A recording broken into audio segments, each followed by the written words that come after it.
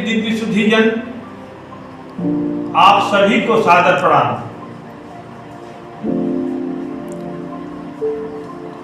अतीव प्रसन्नता का अनुभव मैं कर रहा हूं। चैत्र माह यानी सनातन प्रेमियों का नववर्ष।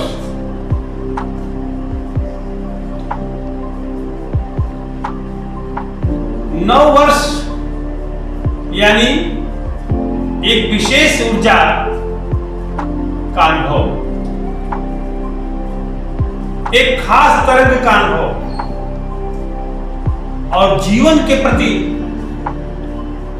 सकारात्मक सोच का एक प्रमाण कि यह जो अखिल ब्रह्मांड में हम सभी यहाँ पर मौजूद हैं, अलग अलग दायित्वों को निभा रहे हैं, सबका अपना अपना स्थान है। इसी को एक बहुत अच्छे दार्शनिक एफ.एच. ब्रैडले ने कहा था कि हर व्यक्ति अपने अपने स्टेशन पर है, यानी हर व्यक्ति का अपना अपना एक स्तर है और उस स्तर पर वह अपना कार्य कर रहा है और यही उसका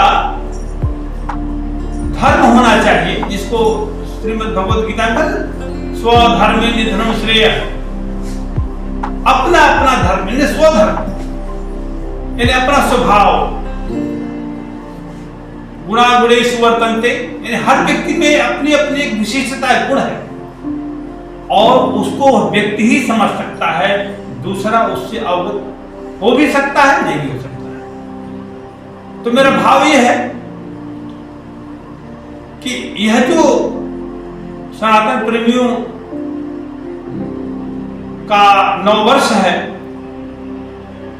निश्चित रूप से इस बात का द्योतक है कि जीवन को हमें आदर पूर्वक स्वीकार करना है और जो भी दायित्व हमें मिला हुआ है या जो भी दायित्व हमने लिया हुआ है उसको अच्छी तरह से निभाना है, बाखूबी से निभाना है, पूरी शिद्दत, पूरी ईमानदारी, पूरी निष्ठा, पूरी गरिमा से निभाना है। क्योंकि आज का विषय हम लोग का है ओम प्रणव ध्यान पर चर्चा और उसका अभ्यास। मैं अपने पिछले व्याख्यानों में इस बात को जाहिर कर चुका हूं कि चाहे वो चक्र जागरण ध्यान विधि हो, चाहे विपश्यना ध्यान विधि हो, इन सभी ध्यान विधियों का एक मूल उद्देश्य यही है कि आप अपने को समझें, आप अपने को जानें, आप अपने को पहचानें। क्योंकि हर व्यक्ति की प्रकृति उसे इस जगत में एक विशेष ऊंचाई प्रदान करती है। प्रश्न उठता है कि कोई इसको यदि नहीं जान रहा है तो कहता मैं बहुत गरीब हूं, मैं बहुत असहाय हूं, मैं बहुत लाचार हूं, मैं बहुत यानी सताया हूं। ठीक है, जहां तक संसार की उपलब्धियों का सवाल है तो कोई बहुत अमीर घर में पैदा होता है, कोई गरीब घर में पैदा हो जाता है, किसी को सारी सुविधाएं उपलब्ध हो जाती हैं, किसी को बहुत संघर्ष करके सुविधाएं मिलती हैं, लेकिन एक बात तो सबको मिलती है कि उसको जीवन मिलता है। एक पाश्चात्य दार्शनिक जेरेमी बेंथम हुए, उस श्रृंखला में स्टुअर्ट मिल भी आए, अन्य तमाम लोग आए। अब मैं यहां पर उपयोगितावाद दर्शन की बात नहीं करने, मैं केवल इतना कहना चाहूंगा कि हर व्यक्ति का अपना एक महत्व है, उसकी गरिमा है, डिग्निटी अपना है। यानी हमें जो भी हमें मिला हुआ है प्रकृति के द्वारा, उसको पहले समझना है, जानना है और उसके प्रति आभार प्रकट करना है, धन्यवाद देना है। हम उससे न चूके। ठीक है, एक व्यक्ति हमसे, अमुक व्यक्ति बहुत ज्यादा धन में काफी संपन्न है, लेकिन हमें जीवन मिला है तो जीवन के प्रति हमारा आभार होना चाहिए। और वह आभार इस पूरी नियति, पूरी प्रकृति, पूरी व्यवस्था, पूरी कायनात के प्रति है। उसे हम परमात्मा कह सकते हैं, उसे हम अल्लाह कह सकते हैं, उसे हम गॉड कह सकते हैं। यानी हम अलग अलग नामों से उसे पुकार सकते हैं, श्रद्धा रख सकते हैं, लेकिन हमें जो जीवन मिला है यह बहुमूल्य है। इस बात का आभास हमें करना है। और जो संपदा हमें मिली हुई है वह संपदा क्या है? हमारे भीतर हमारा जीवन देवता, वो अमीर को भी मिला है, गरीब को भी मिला है, सबको मिला है। जिसको हमारे विख्यात महान कवि रविन्द्रनाथ टैगोर अक्सर कहा करते थे कि जीवन देवता, यानी अपने अपने जीवन देवता को पहचान। इसको कोई व्यक्ति आपको नहीं कह सकता कि आपका जीवन, वो आपको खुद जानना है, खुद समझना है। यदि किसी सदगुरु की आपके ऊपर कृपा हो गई तो आप और ज्यादा सहयोग मिल जाएगा। यदि नहीं भी हुई तो आप स्वयं भी प्रयास करके अपने जीवन देवता को जान सकते हैं। उसके लिए ध्यान विधियां हैं। तो अभी हम चक्र जागरण ध्यान विधि का हम लोगों ने अभ्यास किया था, उसके बाद विपश्यना ध्यान का अभ्यास किया था। आज हम लोग ओम प्रणव ध्यान का अभ्यास करेंगे। और ओम प्रणव के संदर्भ में आपसे कहना चाहूंगा, जैसा हमारे शास्त्र, इसमें खास तौर से मांडुक्य उपनिषद का मैं जिक्र करना चाहूंगा। मांडुक्य उपनिषद एक विशेष उपनिषद है जिस पर आदि गुरु शंकराचार्य जी ने अपनी कमेंट्री किया था, और उनके दादा गुरु गौड़पादाचार्य जी ने भी कारिका लिखी थी। गोविंदाचार्य जी उनके गुरु थे, शंकराचार्य जी के गुरु गोविंदाचार्य थे, उन्होंने भी उसके संदर्भ में बताया था। मानी मेरे कहने का मतलब है कि उस उपनिषद में ओम शब्द की महत्ता को दर्शाया गया है कि इस पूरी सृष्टि का, पूरी ब्रह्मांड का आदि स्रोत ओम है, ओम प्रणव, यानी नाद और बिंदु। प्रणव, प्रणव का मतलब जिसे तस्य वाचक प्रणव, योग दर्शन में भी इसका जिक्र आता है, पतंजलि कहते हैं तस्य वाचक प्रणव, वह प्रणव है। आज हमें हमारे वैज्ञानिक कहते हैं कॉस्मिक एनर्जी। इसको हमारे उपनिषदों ने, वेदों में ऋत भी कहा गया है। इस पूरी जगत का जो मूल आधार है, जहां से सृष्टि में जो उद्भव हो रहा है, वह उसका मूल आधार ओम प्रणव है, नाद। अब हम अपने बारे में जरा समझिए इस बात को। महर्षि रमण अक्सर कहा करते थे कि हम अपने को पहले जाने कैसे। वो एक ध्यान की कथी, ओम मैं कौन हूं, हुए मैं। तो कहते थे कि आप एक प्याज को हर दिन देखते हैं, प्याज को आप उसके छिलके को निकालते हैं, छिलके को निकालते निकालते निकालते एक एक छिलका आप निकालते जाइए, निकालते जाइए, निकालते जाइए, फिर क्या आखिर में क्या बच रहा है? आखिरी में कुछ भी नहीं। कुछ भी नहीं का मतलब ये नहीं मैं कह रहा हूं, मैं नागार्जुन का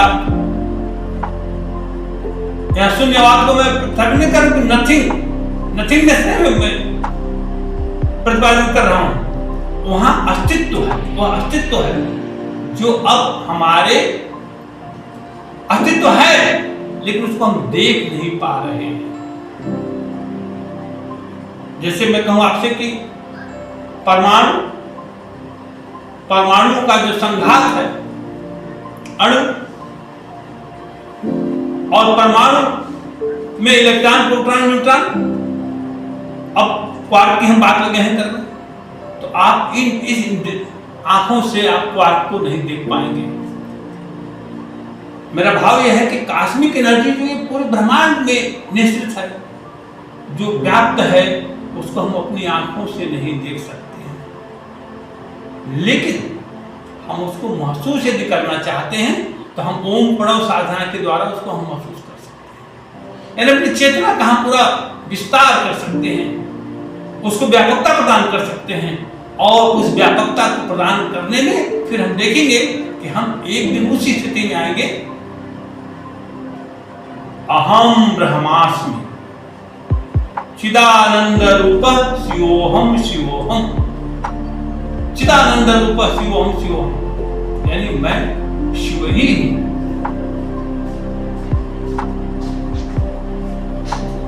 अब ये जो प्रश्न है यहां पर देखना है कि यह जो मैं शिव हूं, जैसे हमारे गुरुदेव परम पावन श्री बंगाली बाबा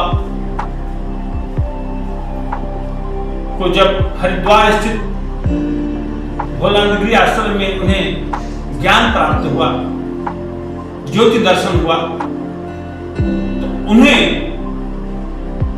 बिल्कुल एक ऐसी स्वर लहरियां महसूस हुई, पूरी ज्योति महसूस हुई कि वो बिल्कुल एकदम प्रकाश रूप। शास्त्रों में आता है कि he is burning and shining light, वह प्रकाश ही प्रकाश है, मूल स्रोत है। तो ये जो प्रकाश है, जिसे आज हमारे विज्ञान ने भी सिद्ध किया कि प्रकाश से पदार्थ का निर्माण हो सकता है या होता है। अब ये सारी जो खोजें लगातार चल रही हैं, मैं इसलिए कहता हूं कि वैज्ञानिक सोच रखना अनिवार्य है, क्योंकि वैज्ञानिक सोच के द्वारा हम जीवन के गूढ़ रहस्यों को समझ सकते हैं, हम अंधविश्वास से दूर हट सकते हैं, हम हमारे भीतर भ्रम की स्थिति का निराकरण हो सकता है, और वो विज्ञान के द्वारा है। और विज्ञान लगातार अन्वेषण कर रहा है, लगातार खोजें हो रही हैं। अब सोचिए कि प्रकाश के द्वारा पदार्थ, आपके यहाँ पर काशी में महान संत विशुद्धानंद जी, जिन्होंने तिब्बत में गूढ़ साधना किया था, और वहां पर उस साधना के द्वारा वो प्रकाश पर पूरा उनके शिष्य गोपीनाथ कविराज जी, जिन्होंने उनके बारे में बहुत कुछ लिखा है, स्वामी विशुद्धानंद जी के बारे में, मलदहिया पर उनका आश्रम है, विशुद्धानंद का निश्चित रूप से एक दर्शनीय स्थान है। मेरा भाव इतना है कि बहुत कुछ हमें परमात्मा ने दिया है, लेकिन हम नहीं समझ पाते। संसार से हमारी इतनी गहरी आसक्ति हो गई है कि हम बिल्कुल आसक्त होकर के अपने जीवन का, जिसे कबीर साहब अक्सर कहा करते थे, हीरा जन्म गवायो कौड़ी के मोल, यह जो जन्म हमारा मिला है, इसे कौड़ी के मोल न गवाएं। संसार से विरक्ति मैं करने के लिए नहीं आपसे कह रहा हूं, लेकिन संसार के प्रति आसक्ति रखें, लेकिन वह आसक्ति कैसी हो? वो सत्व गुण के द्वारा निर्मित हो, तमो गुण के द्वारा निर्मित हो। राम और रावण में क्या फर्क है? जरा सोचिए, राम और रावण दोनों पुरुषार्थी हैं। रावण इतना पुरुषार्थी कि जैसा हमारे शास्त्र कहते हैं कि वो बिल्कुल एक पैर पर खड़ा होकर के साधना करना, शीश काट करके अपने इष्ट को प्रसन्न करना, इन तमाम तरह की चीजें, मैं उन बातों में बहुत डिटेल में नहीं जाना चाहता, लेकिन मैं केवल इतना कह सकता हूं कि रावण इतना पुरुषार्थी था, इसने देवताओं को भी अपने वश में कर लिया। और वही राम भी परम पुरुषार्थी, यानी माता पिता,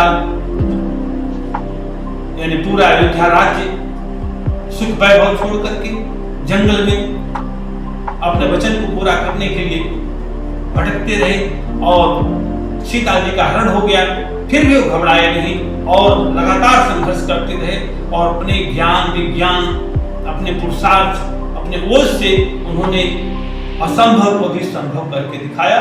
रावण रथी विरथ रघुबीरा, देख विभीषण भय बधीरा। सोचिए, यानी कितना श्री राम का पुरुषार्थ रहा होगा।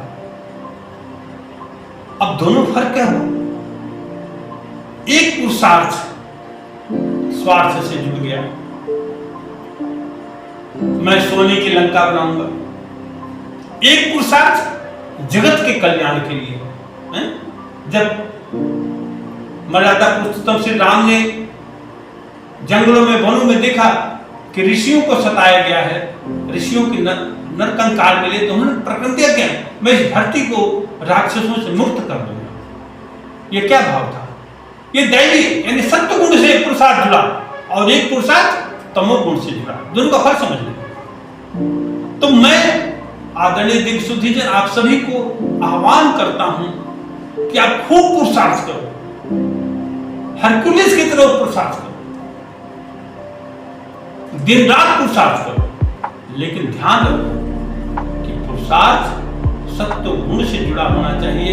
हमारे गुरुदेव परम पावन वेदांताचार्य श्री बंगाली बाबा अक्सर कहा करते थे कि सत्व गुणी बनो, बाकी तुम चिंता छोड़ो, मोक्ष की चिंता छोड़ो, मुक्ति की चिंता छोड़ो, सारी चिंताओं से तुम मुक्त हो जाओ, केवल सत्व गुणी बनो। तो हम लोग आज इस विषय पर ओम पढ़ो का मेरा भाव यह है कि ओम पढ़ो साधना आपके तमोगुण को रूपांतरित करके सत्व गुण में परिवर्तित करेगी। और इस साधना को आप 5 मिनट 7 मिनट जितना कर सकते हैं, इसको आपने करना है। तो बहुत साधारण सी बात है, आप सुखासन में बैठ जाएं, बैठ करके और दोनों हथेलियों को एक दूसरे पर रखें और जैसा हम लोग थोड़ा सा अभ्यास करेंगे और बिल्कुल ओम शब्द का अभ्यास करना है। आप देह में सुन रहे हैं तो वहीं पर आप बैठ करके आराम से आप इसको कर सकते हैं। हम लोग 1 मिनट 1.5 मिनट के एज ए डेमोन्स्ट्रेशन में दिखा रहा हूं, उसके बाद फिर मैं थोड़ी चर्चा करूंगा। तो हम लोग करें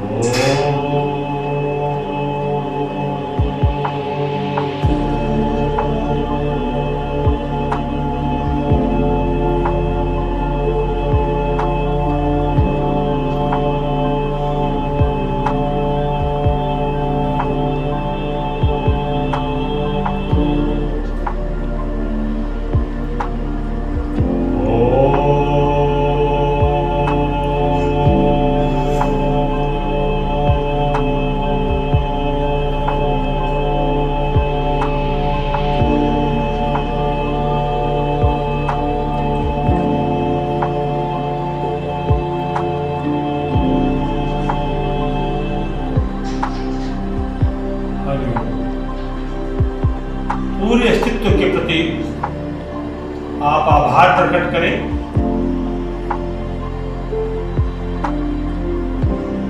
आभार अभिव्यक्त करना बहुत जरूरी होता है। मैं यहाँ पर आपको एक दृष्टांत देना चाहूंगा। हमारे अंतरंग गुरु भाई श्री विनय जी, ग्राम टेकरी निवासी, जनपद वाराणसी। चूंकि गुरुदेव कैथी में रहा करते थे, अक्सर वो उनके दर्शन के लिए जाया करते थे। एक दिन श्री विनय जी ने हमें बताया कि मैं जब वहां पहुंचा तो गुरु जी जाड़े का समय था और धूप सेक रहे थे।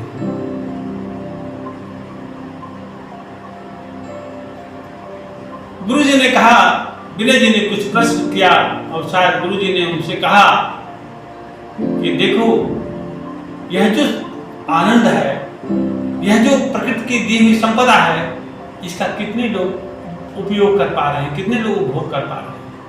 यानी भाव मेरा यह है कि प्रकृति ने जो हमें दिया है उसका उपभोग जब आप करते हैं तो आप इस नियति को, इस प्रकृति को, इस पूरी व्यवस्था को आप हृदय से आभार प्रकट करिए, क्योंकि जैसे आप आभार प्रकट करते हैं नियति आपको कई गुना फिर देना शुरू कर देती है। तो आभार प्रकट करना, आभार प्रकट करना ये बहुत जरूरी है। साधना का एक विशेष अंग है आभार प्रकट करना। तो गुरुदेव ने ये हम लोग को सीख दिया कि यदि प्रकृति ने धूप दिया है, जाड़े के दिनों में धूप कितनी अच्छी लगती है, गर्मी के दिनों में वृक्षों की छांव कितनी अच्छी लगती है। सोचो, कुछ जो हमें दिया है प्रकृति ने, उसके प्रति हम आभार नहीं प्रकट कर रहे हैं। और आज से अक्सर ये सुनने को आज के दौर में आ रहा है कि हम लोग कृतज्ञ हो गए हैं। कृतज्ञ नहीं, कृतज्ञ हो गए हैं। ये कृतज्ञता लौटेगी कब? जब हम हर चीज के लिए आभार प्रकट करेंगे। अंग्रेजी का शब्द थैंक्स, थैंक्स गिविंग। तो हमें आभार प्रकट करना है, आह्लाद प्रकट करना है, ताकि हमारा मूल स्वरूप जो हमारे आत्मा का विकास, हमारी चेतना का विकास, जो हम पदार्थवादी होते चले जा रहे हैं, हम मेटलिस्टिक जो होते चले जा रहे हैं, इससे हम थोड़ा हटेंगे और हम अपने भीतर अपने चेतना का विकास कर सकेंगे, अपने को हम समझ सकेंगे। तो ये ओम पढ़ो ध्यान जो है आपको आपके पर्व तत्व जो आपका जो बोध है उसको व्यापक करेगा और इसकी व्यापकता में आप एक संवेदनशील व्यक्ति बनकर के उभरेंगे। आपकी संवेदना पशुओं के प्रति, पक्षियों के प्रति, हर मानव के प्रति कई गुना बढ़ती चली जाएगी और फिर आपको लगेगा कि सारी कायनात ही हमारी है, हम कायनात के हैं, हम लोग जुदा नहीं हैं, हम एक ही हैं। ये जो क्वांटम इंटेंगलमेंट का जो खोज है, यानी हम सब इस प्रकृति के अंश हैं और हम इससे अलग नहीं हैं। यह जो भावना है, यही साधना आपको देती है कि नहीं, प्रकृति और आप में कोई फर्क नहीं है। यदि प्रकृति घायल हो रही है तो आप घायल हो रहे हो, और यदि आप विकास कर रहे हो, आप आह्लाद व्यक्त कर रहे हो, तो प्रकृति भी आह्लादित हो रही है। तो हमें देना सीखना है। ये भाव तभी आएगा जब हम ध्यान और साधना से जुड़ेंगे और श्रद्धा रखेंगे और नियमित हम जो है अपने आहार विहार को जांचेंगे, परखेंगे, अपने विचारों को, अपने संग साथ को, हर चीज को हम सोच समझ करके कहते हैं कि पानी पिए छान के और दोस्ती करे जान के। तो ये जो आज की इस युग में एक बहुत हमारे इतने दोस्त हैं, नहीं ऐसा नहीं, सोच समझ करके किसी का संग साथ करें, क्योंकि उससे बहुत ज्यादा आपके जीवन में प्रभाव पड़ता है। इसको आप महसूस नहीं कर पाते। इसका मैं एक दृष्टांत आपको, जैसे आप देखे होंगे, आप घर में बैठे हैं, आपको पता नहीं घर में कितनी कण जो है चलायमान है, कितनी गति हो रही है कणों की। इसका उदाहरण कैसे मिलता है आपको? किसी झरोखे से भी सूरज की रोशनी आपके कमरे में आ रही है, आप कमरे की उस रोशनी पर ध्यान दीजिए तो आप देखेंगे कि उसमें जाने अनगिनत हजारों करोड़ों की तादाद में जो है कण दोलित हो रहे हैं। यानी हम अपनी आंखों से नहीं देख पा रहे हैं, लेकिन जब सूरज की रोशनी में हम देखते हैं तो चीजें समझ में आती हैं। तो उसी प्रकार से आदरणीय दिग्विजयजन, ध्यान आपको एक आंख देती है। उस आंख क्या है, आपको बिल्कुल जैसे दर्पण है, उसके ऊपर हम पोछ देते हैं तो उसमें हमारा साफ चित्र दिखाई पड़ता है, अपना प्रतिबिंब दिखाई पड़ता है। उसी प्रकार से ध्यान विधि के द्वारा हम ओम प्रणव, चाहे ध्यान विधि हो, चाहे चक्र जागरण ध्यान विधि हो, चाहे विपश्यना ध्यान विधि हो, इन सभी ध्यान विधियों के द्वारा हम अपने भीतर अपने जो है मन को निर्मल करते हैं, चित्त को निर्मल करते हैं, और फिर अपने भीतर हम अपने को समझ पाते हैं, जान पाते हैं, और उस आलोक में फिर हम सत्वगुण का विकास करते हैं और तमोगुण हमारा परिवर्तित होना शुरू हो जाता है। जीवन का ही मूल मकसद है। और जो हम लोग हर रविवार को जुड़ना शुरू हो गए हैं ऑनलाइन, तो आप इस बात के लिए मैं बहुत आभारी हूँ आप लोगों का। इसको अन्य लोगों से भी आप शेयर करें ताकि इस समय का सदुपयोग हो सके। और यदि कोई आपका, मैं इस चर्चा के माध्यम से यहाँ पर मैं कहना चाहूँगा कि यदि आपका कोई प्रश्न है तो आप कृपया करके अपने प्रश्न को रखें। अब मुझे जो आपसे कहना था मैं अपनी बात पूरी कर चुका हूँ। धन्यवाद। हरि ओम।